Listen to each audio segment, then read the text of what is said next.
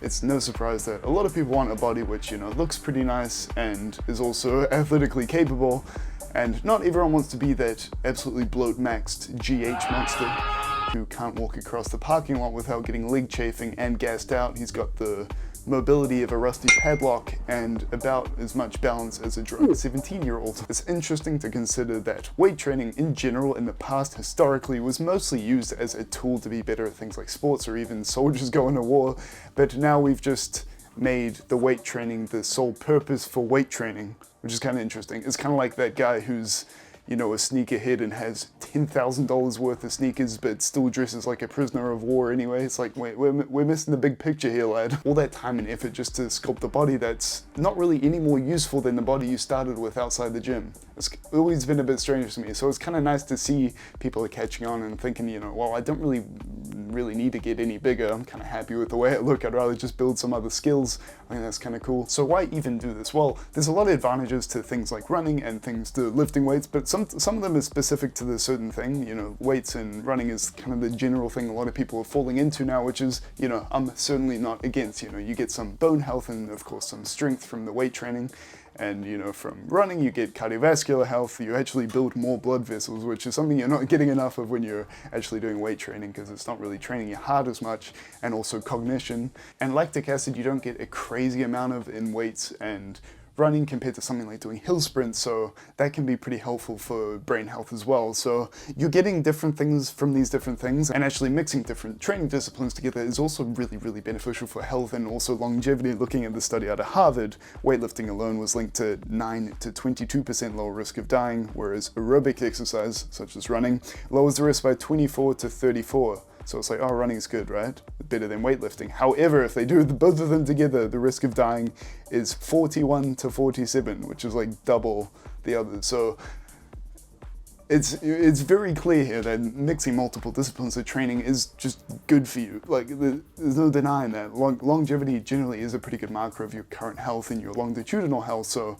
if we can max that out, we're probably in pretty good health at the moment, is the way I like to think about it. Another interesting thing to consider is low job complexity. If your job is really easy cognitively, your gray matter in your brain actually reduces, which is kind of interesting to think about. And I wonder, I can't really find any studies on this, but one would assume that if you're just slogging away with the same easy pump workout for 20 years straight, you're kind of leaving some cognition on the table compared to if you're doing something that's physical but also a bit cognitively challenging, maybe like rock climbing or like a martial art or any sort of sport where you're just thinking the whole time. I think there's got to be some cognitive lineup there, right? But I think the coolest thing about kind of hybridizing is the fact that a lot of us aren't going to be the absolute best at one certain thing, but the cool thing is when you have an interesting combination of skills and attributes, you can be very unique, right? Because if you consider Pareto's principle, right, 20% of the work will get you 80% of the way there. If you think in that way, you can actually rack up a fair amount of skills at a pretty advanced level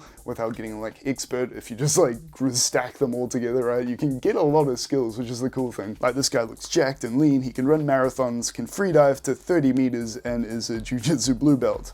And it's that stuff is all unique, and I just find that pretty cool. It's okay, well, nah, I hate all of that stuff. Okay, this guy can kickbox, he can run 100 meters in under 11.5 seconds, and he can deadlift 240 kilos. These are all pretty feasible marks just with, a few good years of commitment. And I think just, instead of trying to be really good at one thing, unless you're getting paid for that, I think it's just worth trying to be kind of a jack of all trades almost. And the reason for this is, if you consider the 5 pillars of fitness, right, your core through your strength, your speed, your stamina, and also mobility and balance as well there.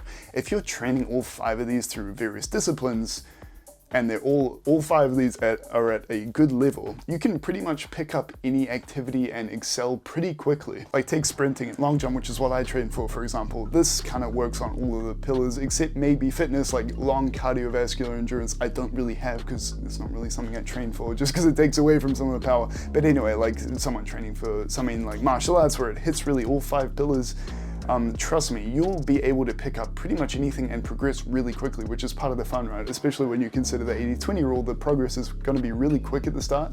So turbocharge that with your 5 pillars, and also the fact that your diet and sleep is in check. You're going to progress so fast, and it's going to be so much fun in pretty much anything you do, right? It's once you've experienced that a couple times, like, it's just so much fun to be a beginner again, instead of being scared of trying new things. It's just like, okay, I can be good at this, you know, I'll do this. So a disclaimer I want to put out there is, like, a lot of us, whether or not we want to admit it, are concerned with the way we look, but this is interesting because it might be worth it for you to really max out the way you look first before hybridizing, because if you're trying to hybridize and you're only in the gym 2 days a week, it's really going to take a while to get the physique that you actually like. And the nice thing is, doing all these different training regimes and different sports and different activities, once you have enough muscle and you're lean enough to where you're happy about it, this is really easy to maintain actually, especially when you're still getting all this random stimulation from all these different activities. That's what I've found. Like, I barely train upper body, but my upper body really hasn't changed